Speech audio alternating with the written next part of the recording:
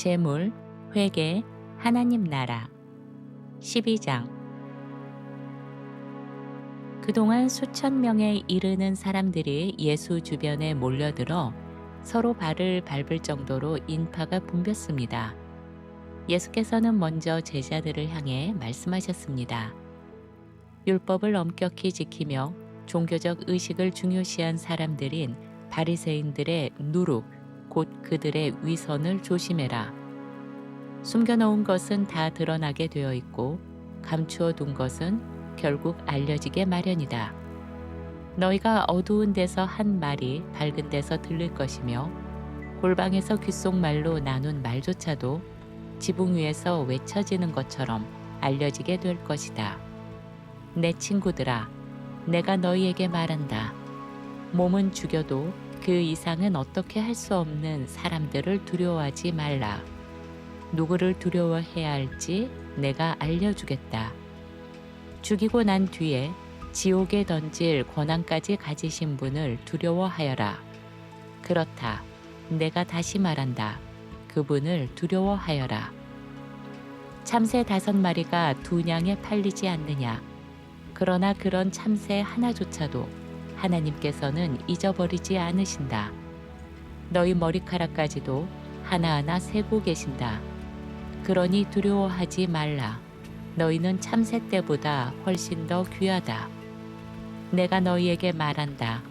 누구든지 사람들 앞에서 나를 인정하면 인자도 하나님의 천사들 앞에서 그를 인정할 것이다. 그러나 사람들 앞에서 나를 모른다고 부인하는 사람은 하나님의 천사들 앞에서도 내가 그를 모른다고 할 것이다. 누구든지 인자를 향해 거스르는 말을 하면 그 사람은 용서를 받을 수 있다. 그러나 성령을 모독하는 말을 하는 사람은 결코 용서를 받지 못한다. 사람들이 너희를 유대교 신자들이 모여 예배하고 기도하는 장소인 회당으로 끌고 가거나 관리들과 권력자들 앞에 세울 때 어떻게 변호할지, 무슨 말을 해야 할지 미리 근심하지 말라.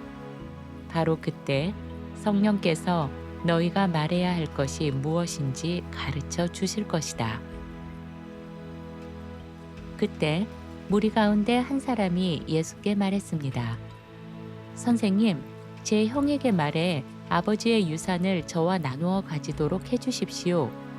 예수께서 그에게 말씀하셨습니다. 이 사람아, 누가 나를 너희 사이에 재판관이나 중재인으로 세웠단 말이냐? 그리고 사람들을 향해 말씀하셨습니다. 조심해라. 모든 종류의 탐심을 경계하여라. 사람의 생명은 아무리 재산이 많아도 소유한 것에 달려있지 않다. 예수께서 이런 비유를 들려주셨습니다. 어떤 부자의 밭에서 풍년이 들어 소출이 매우 많았다. 그는 속으로 어떻게 하지? 곡식을 쌓아둘 곳이 너무 좁구나 하고 생각했다. 그러다가 이렇게 결심했다. 그래, 이렇게 해야겠다. 지금 있는 곡간들을 헐고 더 큰 곡간을 짓자. 그리고 내 모든 곡식과 재물을 거기에다 쌓아두자. 그 후에 나는 내 영혼에게 이렇게 말할 것이다. 내 영혼아, 여러 해 동안 쓸 만큼 풍족한 재물을 많이 쌓아두었으니 이제 마음 놓고 편히 쉬며 먹고 마시고 즐겁게 지내자.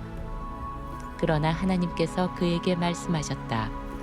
어리석은 자야, 오늘 밤 내 영혼을 내가 도로 찾아갈 것이다. 그러면 내가 마련한 이 모든 것이 누구의 것이 되겠느냐? 자기 자신을 위해 재물을 쌓아두면서도 하나님께 대하여 부요하지 못한 사람이 바로 이와 같다. 예수께서는 제자들을 향해 계속 말씀하셨습니다. 그러므로 내가 너희에게 말한다. 너희는 삶에 대해 걱정하며 무엇을 먹을까 하고 염려하지 말고 몸에 대하여 무엇을 입을까 하고 걱정하지 말라. 목숨이 음식보다 더 소중하고 몸이 옷보다 더 중요하다. 까마귀를 생각해 보아라. 그들은 씨를 뿌리지도 않고 추수도 하지 않는다. 곡간이나 창고도 없다. 그런데도 하나님께서 그들을 먹이신다. 너희는 새들보다 얼마나 더 귀하냐. 너희 가운데 누가 아무리 걱정해 본들 자기 생명을 한순간이라도 더 늘릴 수 있겠느냐. 지극히 작은 일도 너희 힘으로는 할 수 없는데 왜 그보다 더 큰 것들에 대해서 염려하느냐. 백합꽃을 생각해 보아라. 그 꽃은 수고도 하지 않고 길쌈, 실을 사용하여 천이나 옷감을 만드는 작업도 하지 않는다. 그럼에도 내가 너희에게 말한다. 영광의 절정에 있었던 솔로몬조차도 이 꽃 하나만큼 아름답게 차려입지는 못했다. 오늘 있다가 내일이면 아궁이에 던져질 들풀마저도 하나님께서 이처럼 입히신다. 하물며 너희를 얼마나 더 잘 입히시겠느냐. 믿음이 적은 사람들아. 무엇을 먹을까 무엇을 마실까 하며 찾지 말고 전전긍긍하지 말라. 이 모든 것은 세상 사람들이 애타게 찾는 것들이다. 너희 아버지께서는 너희에게 이런 것들이 필요하다는 것을 이미 알고 계신다. 그러므로 너희는 먼저 하나님의 나라를 구하여라. 그러면 이런 것들은 곁들여 너희에게 더해 주실 것이다. 두려워하지 말라. 작은 무리야. 너희 아버지께서는 너희에게 그 나라를 주시기를 기뻐하신다. 너희 소유를 팔아 그 가운데 일부를 가난한 사람들에게 나누어 주어라. 헤어지지 않는 지갑을 만들고 도둑도 접근하지 못하고 좀도 먹지 않는 하늘에 썩지 않을 보화를 쌓아두어라. 너희 보물이 있는 곳에 너희 마음도 있게 마련이다. 허리띠를 동여매고 등불을 켜둔 사람들처럼 준비하고 있어라. 마치 혼인잔치에서 돌아오는 주인을 기다리는 종들처럼 되어라. 주인이 도착해 문을 두드리면 곧장 나가 문을 열어드릴 수 있어야 한다. 주인이 돌아왔을 때 깨어서 기다리고 있는 종들은 복이 있다. 내가 진실로 너희에게 말한다. 주인은 허리띠를 동이고 종들을 식탁에 앉게 하고 종들 사이를 오가며 직접 시종을 들 것이다. 주인이 밤중에 오든지 새벽녘에 오든지 언제 돌아오든지 늘 깨어 있는 것을 발견되는 종들은 복이 있다. 너희는 이것을 알아두어라. 집주인이 만일 도둑이 어느 시각에 올 줄 알았다면 자기 집에 들어오도록 내버려 두지 않았을 것이다. 이와 마찬가지로 너희도 준비하고 있어라. 너희가 생각하지도 않은 때에 인자가 올 것이기 때문이다. 베드로가 물었습니다. 주님, 지금 말씀하신 이 비유는 우리에게 하신 말씀입니까? 아니면 모든 사람에게 하신 말씀입니까? 주께서 대답하셨습니다. 주인이 자기 집 일을 맡기며 제때에 종들에게 양식을 나누어 줄 책임을 맡길 수 있는 신실하고 지혜로운 청지기가 누구이겠느냐? 주인이 돌아왔을 때 그 종이 자기에게 맡겨진 일을 충실하게 하고 있는 것을 보게 되면 그 종은 복이 있다. 내가 진실로 너희에게 말한다.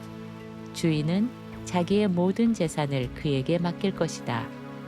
그러나 만약 그 종이 마음속으로 내 주인은 오시는 것이 늦어지겠지라고 생각하며 남종과 여종들을 때리고 먹고 마시며 술에 취해 지내기 시작하면 그 종의 주인은 예상치 못한 날, 생각지도 못한 시각에 돌아올 것이다. 그리고 그를 몹시 때리고 불성실한 자들과 같은 벌을 그에게 줄 것이다. 주인의 뜻을 알고도 준비하지 않거나 그 뜻대로 행동하지 않은 종은 심한 매를 맞게 될 것이다. 그러나 주인의 뜻을 알지 못한 채 매를 맞을 만한 일을 한 종은 상대적으로 적게 맞게 될 것이다. 많이 받은 사람에게는 많이 요구하실 것이요, 많이 맡겨진 사람에게는 맡기신 그만큼 더 많이 찾으실 것이다. 내가 이 땅에 불을 던지러 왔다. 그 불이 이미 타올라 있었으면 내가 바랄 것이 무엇이 더 있겠느냐. 내가 받아야 할 세례가 있다. 그 일이 이루어질 때까지 내 마음이 얼마나 조급하고 답답한지 모른다. 너희는 내가 이 땅에 평화를 주러 온 줄로 생각하느냐. 나는 너희에게 말한다. 결코 그렇지 않다. 오히려 분열을 일으키러 왔다. 이제부터는 한 집에 5 식구가 있으면 둘이 셋을 반대하고 셋이 둘을 반대하는 일이 생길 것이다. 아버지가 아들과 아들이 아버지와 갈라서고 어머니와 딸이, 딸과 어머니가, 시어머니와 며느리가, 며느리와 시어머니가 서로 갈라지게 될 것이다. 예수께서는 다시 무리를 향해 말씀하셨습니다. 너희는 서쪽에서 구름이 올라오는 것을 보면 곧 소나기가 오겠다고 말하고 실제로 그렇게 된다. 남풍이 불기 시작하면 오늘은 무척 덥겠다고 말하고 그대로 된다. 위선자들아, 너희는 땅과 하늘의 징조는 분별할 줄 알면서 지금 이 시대가 어떤 때인지도 분별할 줄 모르는 것이냐? 어찌하여 너희는 옳은 것이 무엇인지 스스로 판단하지 못하느냐? 너를 고소한 사람이 너를 재판관에게 끌고 갈 때 그와 함께 길을 가는 동안 서둘러 합의하여 화해하도록 힘써라. 그렇지 않으면 그가 너를 재판관 앞에 세울 것이고 재판관은 너를 관리에게 넘기고 관리들은 너를 감옥에 가둘 것이다. 내가 너에게 말한다. 내가 마지막 한 푼까지 다 갚기 전에는 결코 그 감옥에서 나오지 못할 것이다. 13장. 바로 그때 몇 사람이 예수께 와서 이런 소식을 전했습니다. 빌라도가 어떤 갈릴리 사람들을 죽였는데 그 피를 그들의 제물에 섞어버렸다는 이야기였습니다. 예수께서 그들에게 말씀하셨습니다. 너희는 그 갈릴리 사람들이 이런 일을 당한 것이 다른 모든 갈릴리 사람들보다 더 큰 죄인이었기 때문이라고 생각하느냐? 나는 너희에게 말한다. 그렇지 않다. 너희도 회개하지 않으면 모두 그렇게 망하고 말 것이다. 또 실로암 망대가 무너져 18사람이 깔려 죽은 일이 있었다. 너희는 그 사람들이 예루살렘에 사는 다른 사람들보다 더 큰 죄를 지었기 때문에 그런 일을 당했다고 생각하느냐? 내가 너희에게 말한다. 결코 그렇지 않다. 너희도 회개하지 않으면 다 그와 같이 망하고 말 것이다. 예수께서 이런 비유를 들려주셨습니다. 어떤 사람이 자기 포도원 안에 무화과 나무 한 그루를 심어두었다. 그는 그 나무에 열매가 맺혔는지 보려고 와서 살펴보았지만 아무 열매도 없었다. 그래서 포도원을 돌보는 사람에게 말했다. 보게, 내가 3년째 이 무화과 나무에 열매를 찾으러 왔는데 한 번도 따볼 열매를 보지 못했네. 이 나무를 베어버리게, 뭐하러 땅만 차지하게 두겠나? 그러자 농부가 말하였다. 주인님, 올해만 한 번 더 그대로 두십시오. 제가 그 둘레를 파고 거름을 듬뿍 주겠습니다. 그러면 내년에 열매를 맺을지도 모릅니다. 그래도 열매를 맺지 않으면 그때 베어 버리십시오. 또 다른 어느 안식일에 예수께서는 한 회당에서 사람들을 가르치고 계셨습니다. 그곳에 18해 동안 악한 영에게 시달려 병든 여인이 있었습니다. 그녀는 허리가 굽어 똑바로 설 수 없는 상태였습니다.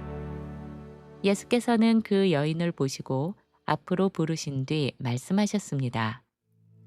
여자여, 내 병에서 풀려났다. 그리고 그 위에 손을 얹으셨습니다. 그러자 곧바로 그녀의 몸이 곧게 펴졌고 그녀는 하나님께 영광을 돌리기 시작했습니다. 그러나 유대인의 회당을 책임지고 관리 운영하던 지도자인 회당장은 예수께서 안식일에 병을 고치셨다는 사실에 화를 냈습니다. 그는 무리에게 말했습니다. 일할 날이 엿새나 있다. 병 고침을 받으려면 그날들 중에 와서 고침을 받으시오. 안식일에는 안 됩니다. 그러자 주께서 그에게 말씀하셨습니다.